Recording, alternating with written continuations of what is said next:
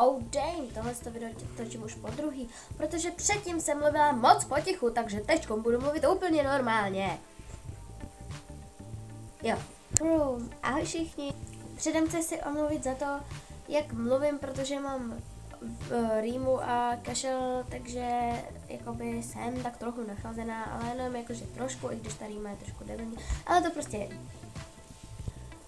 Asi teda kromě toho pište otázky do Asku, kromě toho minutového videa, jinak už video nebylo týden a nemyslete si, že když týden nevydám video, že prostě už nenatáčím. Nevím, jestli jsem to říkala v tom videu předtím.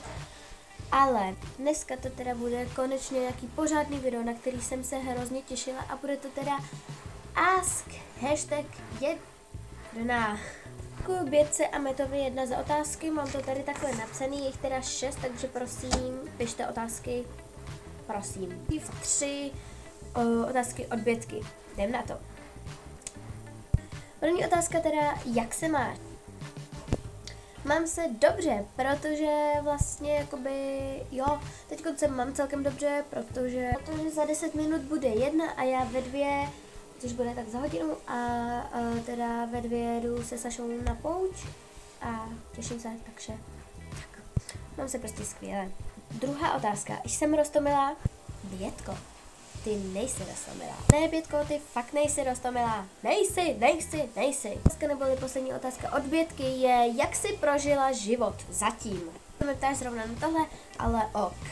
Jo, jako až na pár výjimek, prostě každý v takovémhle, do tohohle věku určitě už měl nějaký ty potíže, prostě takový to třeba, že já nevím, dostanete vynadáno, nebo prostě něco takového. Samozřejmě vy víte, co myslím, jinak jsem si ho užila úplně super, protože prostě já jsem za svůj život velice ráda. A teď jdeme teda na poslední 3 otázky od Meta 1, nebo prostě od Meta 1. Čtvrtá, jakože, když to zaformuju do těch předešlých a pořád to pokračuje, tak čtvrtá otázka. Mluvíš plynule anglicky? Jako když se mi někdo zeptá na takový ty klasický věty, třeba you have něco, tak jakože to bych dala prostě na takovýhle ty klasik, ale že bych prostě do celého videa prostě mluvila anglicky, nebo prostě celý den mluvila anglicky, jakože všechny slova bych uměla anglicky, to fakt ne, protože nemáme zase tak dobrou učitelku na AINu. Pátá otázka,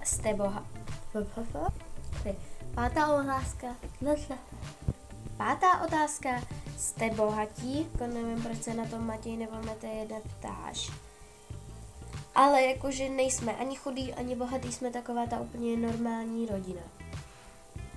Nic víc? Nic méně. Ne, samozřejmě, že jsem Češka, nevím, proč mě na to ptáš, ale logicky jsem Češka, jo. Za všech 6 otázek určitě pište prostě pod každý video otázky, děkuju a lajkujte, komentujte, sdílejte, odebírejte hlavně a těším se na vás u dalšího videa. Ahoj!